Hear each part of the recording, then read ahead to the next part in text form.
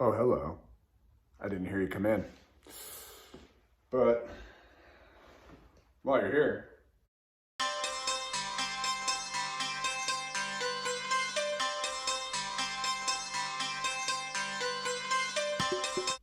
well, daylight savings was this week and we all lost an hour. Or gained one. I can't ever really remember how it goes.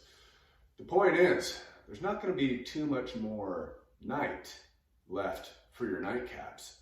And though I do love those long summer days around the solstice here in the middle latitudes, there are a few drinks that I enjoy the syrupy comfort of in the dark. And for that reason, we're gonna go ahead tonight and mix ourselves up a gin Negroni. I learned this one from a classy southern gentleman of good breeding with a New York City education. And that really is the type of person who should introduce you to this drink, which makes it all that much more unfortunate that you might be learning it from me. But if you need to class it up a little bit, I might suggest a pairing with some Serge Gainsborough percussions. This has the kind of swagger that'll get your tail wagging, if you know what I mean. And because this is a slightly less classy version, we'll go ahead, instead of calling it the gin Negroni, we'll dub it the aging Jabroni. To start off, you're gonna need a glass. Duh, that's where we always start.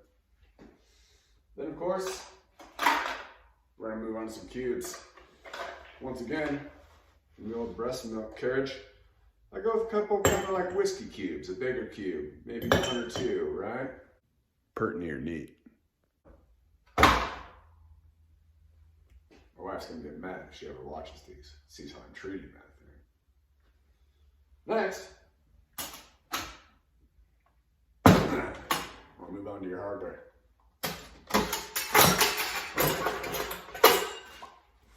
There it is.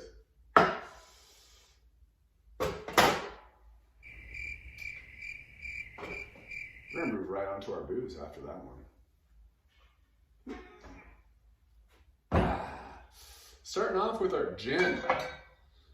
I got this here classy bottle of Bombay Sapphire just to see what real gin tastes like, and to be quite honest, I'm not classy enough to tell the difference. It must be the breeding. So instead, I just refill this bad Larry with the old Ben Gordon's half G. Yeah, this is like second shelf, but really with gin, I don't know. I just can't really tell the difference. And it doesn't really affect me on the back end either, if you know what I'm saying, the next day. Either way, I've been drinking Gordon's for a long time and I like the taste and it treats me right. I don't drink gin on the rocks, so maybe that's why. Anyway, let's get that process started, Mark. You're gonna wanna start this one off with, obviously, 2 shots.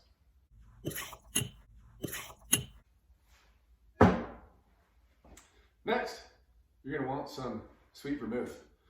Once again, I think the vermouth makes a difference. I think it probably does, but you know, the step up at my liquor store, the Martini Rossi at about 10 bucks, the next one coming in around 30. I drink it mixed with a lot of stuff. I'm gonna stick with the 10 bucks for now. Maybe someday, in some other world, I can move up a notch. For this, 1 shot.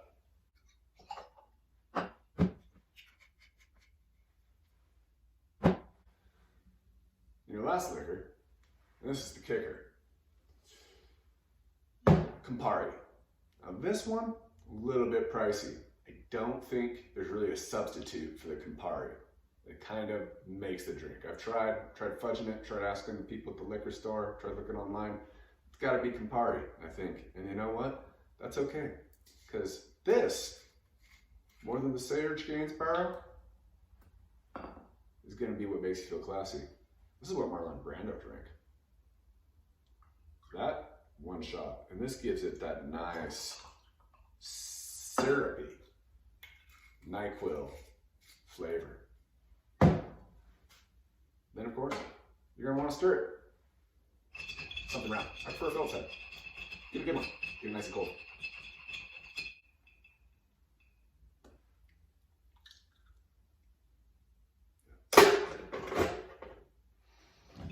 Are we done? No. Of course we're not. You're gonna need your another sock. Ah! Orange. We have fun. Goofballs and pipe. This, you want to grab a little bit of rind off.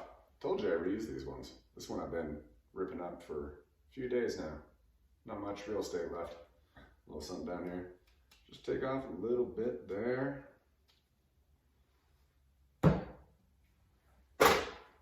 Give her a nice little zester in there.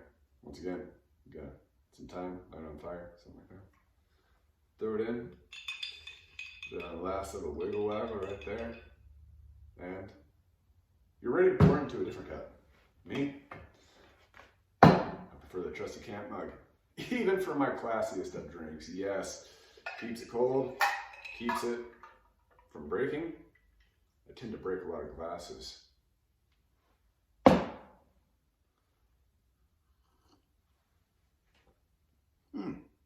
Decent. Good enough. Good enough is good enough for tonight, right? That's it. Just 3 boozes and an orange. I don't mind springing for the Campari because, well, I'm only gonna have one of these a night. It's a strong one. 1 will probably do you.